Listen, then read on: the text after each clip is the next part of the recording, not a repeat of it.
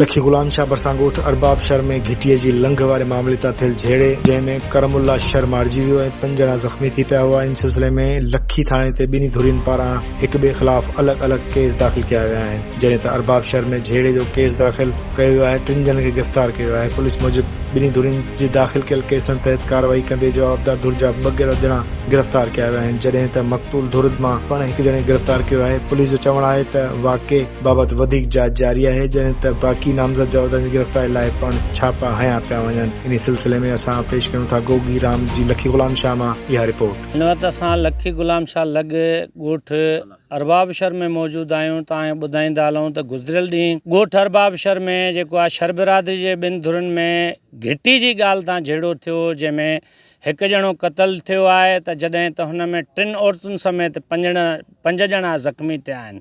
हिन वक़्त ताईं जेको आहे मक़तूल जे वारसनि जो जेको आहे ॻोठ में तॾो त पयल आहे, पर अफ़सोस इहो ई आहे त पुलिस बजाए जवाबदारनि खे गिरफ़्तार करण बजाए मक़तूल जे वारसनि मां माण्हू गिरफ़्तार करे हिकु ॼणे खे खणी वई आहे ऐं हुनजी गिरफ़्तारी बि ज़ाहिर नथी करे। अचो त हिन वक़्तु हुनजा वारस तॾे ते मौजूदु आहिनि, उन्हनि खां पुछूं त उन्हनि जो हिन बाबति छा चवणु आहे।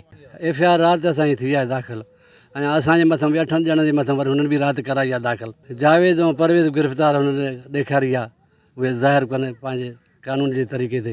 मुंहिंजो पुटु जवाबदार धुर जा आहिनि उहे। हा, जवाबदार जावेद परवेज़ उहे गिरफ़्तार कनि। मुंहिंजो पुटु अञा ॿधलु आहे।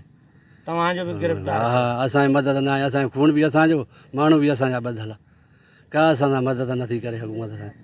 पंहिंजे वस वारे SP खे DIG खे समूरे सिंध ऑफिसरनि खे समूरनि खे आलनि खे असां शरीफ़ ख़ान असांजी मदद कई वञे। अमीरनि जो ॾंडो चए, अमीरनि खे हा करे फ्री था आहिनि, उहा ई खट रास्ते ते रखनि था, पंहिंजो ॾाढो हथियारनि जे ज़ोर ते पंहिंजी उहा पंहिंजो ॾाढो ॾेखारनि था। असांजे सौट सां इहो वाक़ियो थियो, न्याणियूं ज़ख़्मी हुयूं, 3 पुटु हुनजो करमला फौत थी वियो, और अब्दुर रहमान उहो इस्पताल ज़ाहिदीन दाख़िल आहे।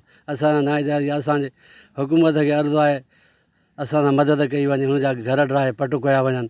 उहो हिकिड़ो बदमाश था, पाण खे सम्झ ॾोहारी आहिनि।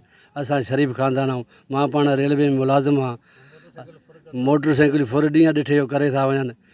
सियारे में 29 डिसंबर ते असांजे घर खे खाट हणाइनि। असांजी निढड़ी मुंहिंजी पोटी ॾोटी गुज़ारे, असां तॾे ते हुयासीं। हिन जो पोयों थ्रेशर हले पियो, उन वक़्तु बि खाट रहियो त पेरा हिनखे चयो असां छा जाऊं।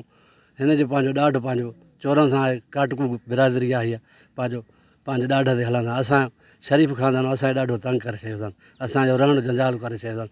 असांजी हुकूमत खे अपील आहे असांजी मदद कई वञे, असांखे पंहिंजो पुरअमन सकून सां रहणु ॾिननि, असां पंहिंजी इज़त जी ज़िंदगी जे साम्हूं आहे, कंहिंखां लिकियलु न आहे। उहा धुर जेकी आहे ॾोहारी क़िस्म जा माण्हू आहिनि। मोटर साइकिल फुर कराई अथऊं, असां उनजी जेका FIR कराई आहे। कल्ह असां ताज़ो सौट सां इहो वाक़ियो कयो अथऊं। असांजो जहिड़ो सां इहो क़दम जो तुरत कार्रवाई ते SP साहिबु कार्रवाई करे ॾोहारी धुर जा घर ठाहे पटु करे असांखे जेको आहे पुरअमन रहणु ॾिनो वञे, असां सां इंसाफ़ कयो वञे। बक़ाया माण्हू हुन जा गिरफ़्तार कया वञनि, जेसिताईं गिरफ़्तार न थींदा अञा वधीक खुनारेज़ी थियण जो ख़दशो आहे। असां IG सिंध खे, DIG लाड़काणा खे, SP साहिब खे, SP साहिबु तमामु शिकावर जो बुज़ुर्ग माण्हू आहे, जिते ॾोह थींदा या क़तलु थींदो आहे पाण जाइ वारदात ते पुॼंदो आहे। हिन महिल असां वटि पहुतो अचे, पाण अखियुनि सां ॾिसे, उनजा घर ठाहे पटु करे असां सां उन जूं जवाबदार धुर खे गिरफ़्तार करे असांखे जेको आहे पुरअमन सां रहणु ॾिने। असांखे अञा मोतमार धमकियूं ॾियनि था, वधीक खुनरेज़ी थींदी, वधीक नुक़सान थींदा। छंछर ते जीअं वरी मां पंहिंजे घर ॾियूं माल पंहिंजो कढियूं। इहो करमला आहे पुटु, अब्दुर पुटु लखमीर, ऐं जो हुननि जे मथां बेस्ट जो हलायूं त न्याणियूं बि मंजूं करियूं, उन्हनि खे आयूं।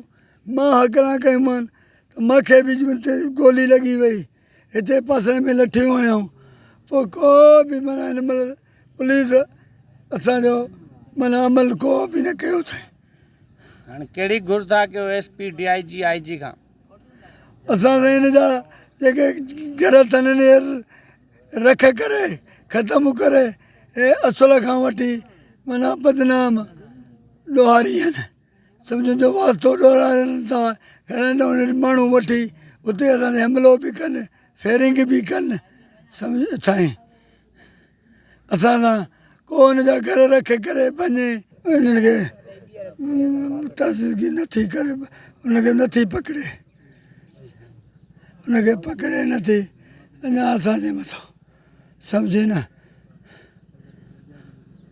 मां ॻाल्हाई मक़तूल जेको मज़ो साईं उहो ॿुधायो चाचा मसइलो छा आहे अव्हांजे पुट जो क़तल थियो आहे अब ने घटिया खां वठी का 2010 खां वठी इहो जहिड़ो हलंदो अचे पियो सम्झी साईं हाणे असां पंहिंजो घर में असे अॻे में भितियूं बि था ठहूं सम्झी भितियूं बि था ठहूं वरी अची तरह बि भॻूं वरी गोलियूं बि उते हणनि पिया सम्झी वरी असां पंहिंजे घर मां क़ुर छो था ज़ुल्म कयो असां सां एॾी बिला सां छा कयूं तव्हांखे असां जारती था कर मुंहिंजी घर वारी हिनखे कसम क़ुर खणी ॾेखारिया भितियूं ठही सम्झी साईं उन महिल माना अमन पसंदि मां पाण रेलवाईअ में दीद खां बि घटि आहियां सम्झी करण खां बि क़बिरो आहियां असां पंहिंजो इहो ई सोचियो त असां नथा थियनि त असां पंहिंजो नालो छा कंदासीं पुटनि खे वाड़ो वरितुमि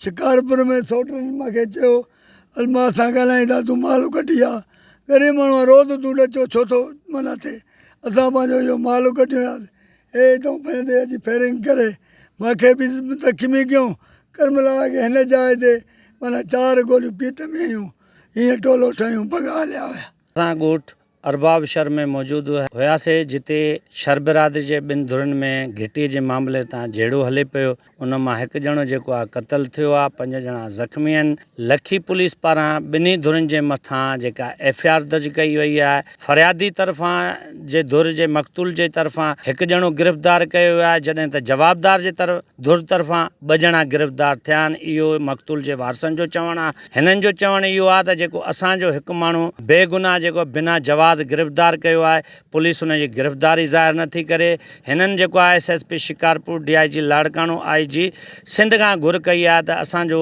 बेगुनाह गिरफ़्तार कयल नौजवान जी गिरफ़्तारी ज़ाहिर कई वञे कैमरामैन नरेश कुमार सां गॾु पाक डिजिटल मीडिया लखी गुलाम शाह।